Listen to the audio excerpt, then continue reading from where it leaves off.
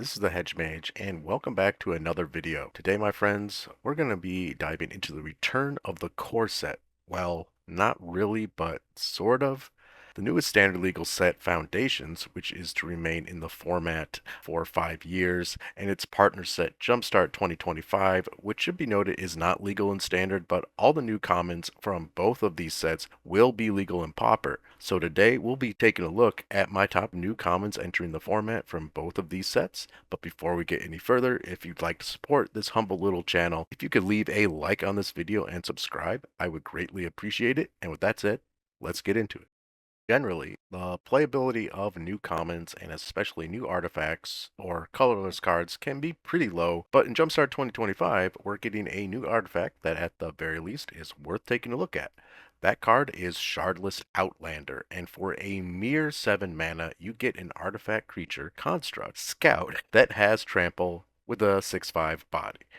And if you're not impressed yet, it also has basic land cycling too. Sarcasm aside, this card seems like a decent card for Tron piles, especially iterations of a Monster Tron, as it does provide some amount of color fixing while also being a decent threat if cast. The main problem with it, however, is sheer amount of competition it will have with format staples like Troll of Khazad-dûm and Generosent, both of which have a much more mana efficient land cycling ability, being 1 mana less. I would certainly be surprised if Shardless Outlander makes a huge crash into the format, but for those wanting to ramp into big creatures, this one might be for you.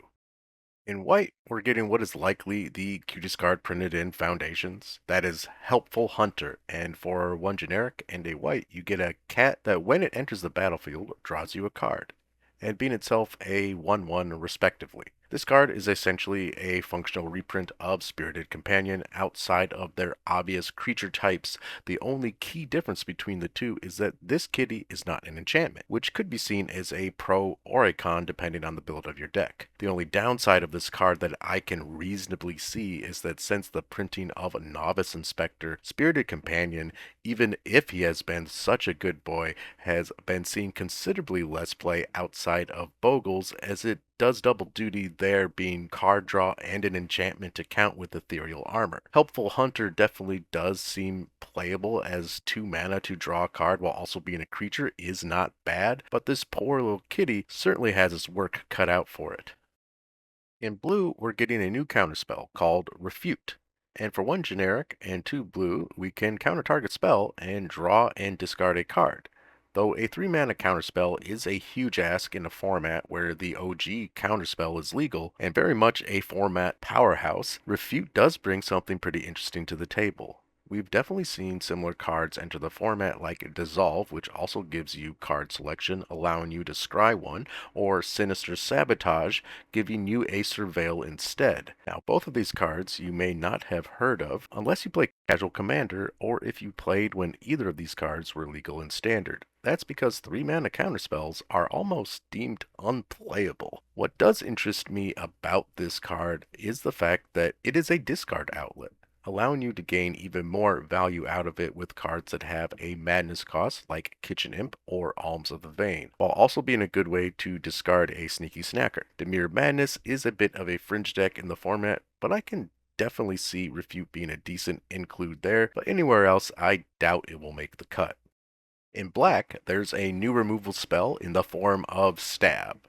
And yeah, that's it. Just Stab. For 1 black, we get an instant that can give target creature -2/-2, which is functional reprint number 2, at least for the cards we'll be talking about today. It's been a while since Disfigure has seen much play, but Stab pretty much does the exact same thing. So now a player could feasibly run 8 of this effect in their decks, though I'm not sure of any that would, as when it comes to spot removal in black, this card is going to have some tough competition with format staples like Cast Down and Snuff Out. Most importantly, if you are going to want to run effects like this in your black decks and you play swamps, which you most likely do, well, Defile is going to be a much better choice overall. Stab is definitely playable at 1 mana, but with all the objectively better removal already in the format, I'd be surprised if we see this card poking its way through. In red, we get a new Archaeomancer effect, well, sort of.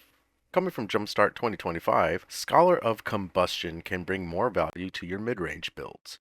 For 3 generic mana and a red, you get a human wizard with a 3/2 body that when it enters the battlefield allows you to exile an instant or sorcery card from your graveyard, and you can play that card until the end of your next turn. This card is very reminiscent of another 4 mana red creature called Ardent Elementalist, being itself a functional reprint of Archaeomancer, both of which work very well with cards like Ephemerate or Ghostly Flicker. Though this Scholar doesn't work with Ephemerate nearly as well, its ETB effect is definitely pretty powerful, giving you more instances of a spell you've already cast during the game where this card will find a home, or if it will at all remains to be seen, but would likely be best in some type of grindy mid-range pile. We're going to be talking about a downshift from Foundations. Though Bushwhack isn't a new card, this is the first time it's had a printing at Common, making it now legal in the format. For 1 green, you get a sorcery with 2 modes, and when you cast it, you must choose one of them. For the first one, you can search your library for a basic land card, reveal it, and put it into your hand, shuffling afterwards. The second mode lets you have one of your creatures fight one of your opponents, making it a very cheap removal spell for creatures in green. As of recording, green isn't or really hasn't been a strong color in the format, so there isn't necessarily a great place for this card to get stuck in. One deck, however, that could make use of this downshift is Bogles, featuring the very Slippery Bogle. In a deck that doesn't run a ton of, if any, removal, to have a removal spell that also doubles as a way to ramp or fix your mana certainly could add a lot. I have seen some discussion around this card to maybe even use it as a way to cut lands from the deck, but whether that's the right play or not, we'll just have to wait and see.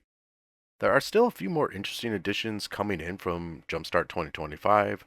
Weirdly enough, those cards are also green, but honestly, it's about time, as Pauper is definitely been thirsty for some good new green cards for a long time. But I'd love to know what you think. Are you excited to try out any of these new commons from Foundations and Jumpstart 2025? Are there any cards from these sets that I didn't cover today that you think should make the cut? Let me know in the comment section below, and I'll see you in the next one.